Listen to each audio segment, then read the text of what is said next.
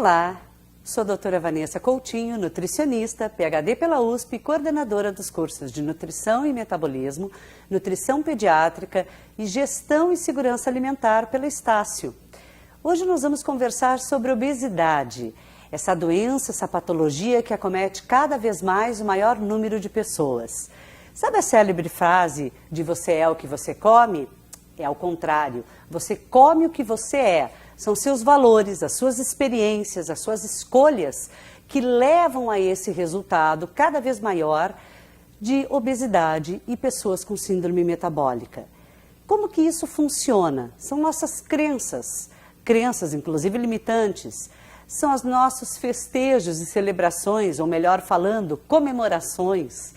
É o sedentarismo, o tabagismo, as escolhas alimentares, as más escolhas, eu até diria, que levam aí a um entendimento, a uma demanda cada vez maior e um déficit entre o que nós consumimos e o resultado no nosso corpo.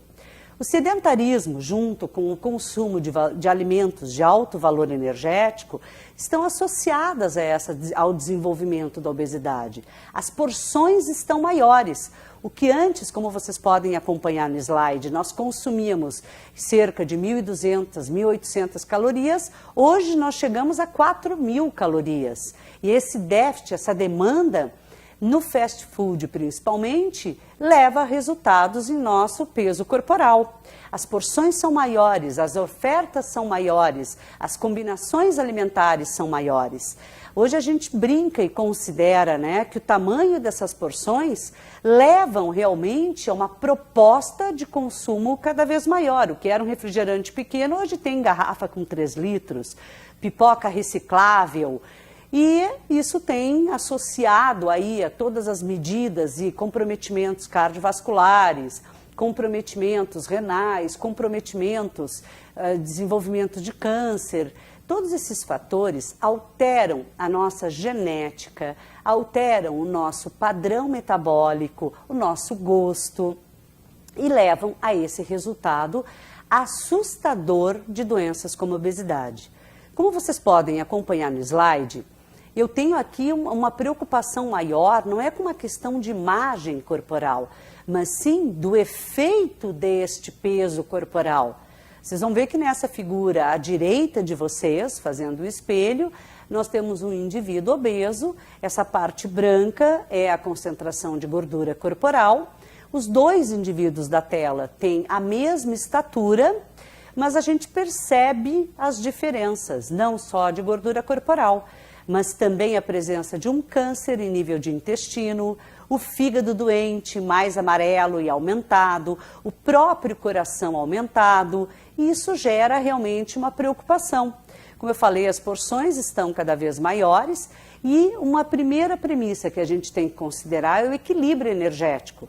Você consome aquilo que gasta, nós chamamos de balanço isoenergético. Você consome mais do que a necessidade e o seu gasto calórico, você vai acumular isso. Nós acumulamos energia na forma de carboidrato, glicogênio, muscular e hepático, mas essa forma é limitante, e na forma ilimitada de gordura corporal. Muitas questões nos levam a essas propostas. Essa entrevista é antiga, mas ela é muito interessante. Participaram quase 5.000 pessoas e eles avaliaram as regiões brasileiras. Então eles perceberam que quase 40% dos brasileiros têm uma demanda cada vez maior do consumo de beliscadas durante o dia. Não fazem refeições completas, beliscam. E o que eles beliscam? Biscoito recheado, chocolate, coxinha, biscoito salgado. E as pesquisas e os estudos mostram que mais da metade dos indivíduos com excesso de peso e obesidade também tem esse hábito de beliscar aleatoriamente durante o dia. O principal problema são as comorbidades. Por exemplo, 60% das chances do risco de desenvolvimento de diabetes. Desenvolve hipertensão, doenças coronarianas, doenças como cálculos vesiculares, osteoartrite, câncer de mama, endometrial ou câncer de cólon, vários problemas e transtornos da sua saúde estão associados nessa tríade de energia, qualidade da alimentação e metabolômica. Sim, porque além do consumo e do equilíbrio energético, existe a variável qualidade, a qualidade daquilo que você consome. É realmente saudável? Te faz bem? Um carboidrato, por exemplo, integral, mesmo tendo mais caloria, não tem o mesmo efeito do carboidrato refinado, ultraprocessado, do antigamente chamado carboidrato simples. E ainda temos a consideração da metabolômica. A metabolômica vai considerar a epigenética, o nosso padrão genético e a influência da alimentação e estilo de vida no desenvolvimento genético atual. Quer dizer, o que você está ensinando ao seu corpo. Existe, claro, algumas premissas importantes. O tipo de parto já interfere, a alimentação na infância. Tudo isso vai somando aos fatores atuais e refletem no seu peso corporal.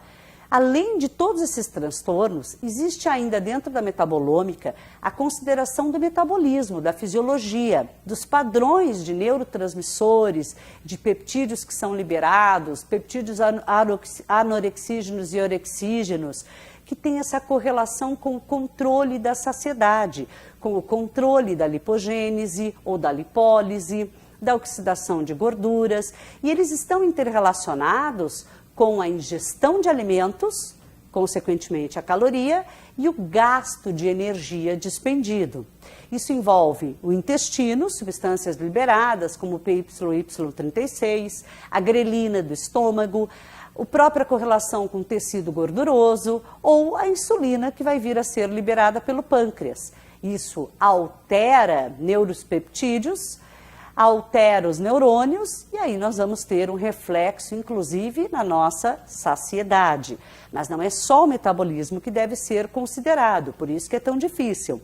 É um equilíbrio entre metabolismo, genética, valores e fatores sociais, crenças, descrenças, gatilhos que levam ao maior consumo e as questões aí metabólicas de energia.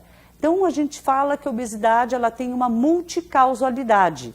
Variáveis como hormônios, neurotransmissores, enzimas, receptores, valor calórico da dieta, composição alimentar, qualidade da alimentação, fatores genéticos, fatores ambientais, levam a uma regulação neuroendócrina, a uma proporção de ingestão e gasto, e isso também leva ao imprint metabólico, com aspectos psicológicos, biopsicossociais, socioculturais, o acesso à alimentação, o acesso à atividade física, à informação, somados ao gasto e às suas escolhas alimentares. Por isso, a atitude alimentar deve ser investigada também em conjunto.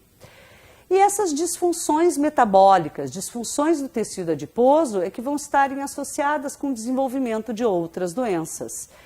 Consequentemente, a gente considera, assim, todos os fatores adicionais aos ambientais e fatores genéticos na comorbidade e correlação de diferentes doenças, como eu já citei anteriormente. Agora, emagrecer é fácil? Não. Se é tão complexo e eu tenho que considerar fisiologia, metabolismo, tenho que considerar atitude alimentar, fatores ambientais, fatores sociais, fica cada vez mais difícil achar uma única proposta que leve à solução ideal. Agora, existem bases para isso. A primeira é compreender uma boa avaliação do estado nutricional e propor o planejamento alimentar, a terapêutica, dentro de uma visão profilática e de terapia nutricional. Desmistificar a eficácia de dietas da moda e de grandes sacrifícios, grandes restrições alimentares como soluções, porque a repercussão metabólica não é adequada. Às vezes tem alguns pacientes que eu chego a dizer, emagrecer pode até parecer não tão difícil, mas permanecer magro é uma outra discussão. Então as condutas são reorganizar, não seguir uma restrição calórica severa, Aliás, hoje nem se trabalha com isso, há muitos anos eu venho falando que eu posso até aumentar a caloria da dieta e melhorando a qualidade, você já vai ter um outro efeito metabólico.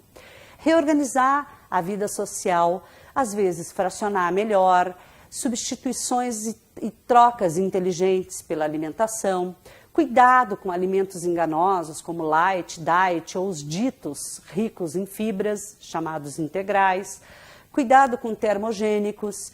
Então, quanto eu teria que consumir de suco de beterraba, por exemplo, para ter esse efeito termogênico? Ou antioxidantes. Para isso, eu uso recursos, técnicas, desde um diário alimentar, isso funciona muito bem com o paciente obeso. A gente pode usar uma premissa e um entendimento da alimentação, sem radicalismo, propor sempre uma base e orientar a refeição realizada fora de casa. Isso também é importante, ou em vida social. A gente também pode utilizar escalas de fome, de saciedade, de autopercepção da imagem corporal e assim ir trabalhando um screening para entender se o paciente tem efetivamente uma compulsão alimentar, se é apenas gula ou efeito metabólico ou onde ele tem falhas e premissas que precisem ser analisadas e melhoradas dentro da proposta alimentar desse paciente.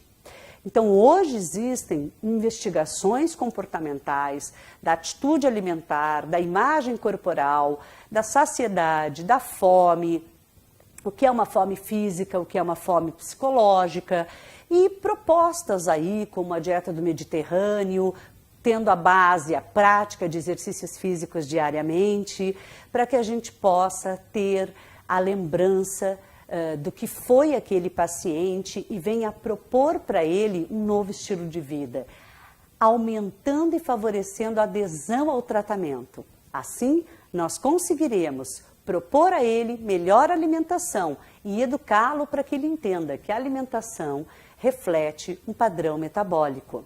Dieta saudável é comer menos, saber escolher, ter variedade de cores, variedade de grupos alimentares e saber montar o que a gente chama de prato saudável.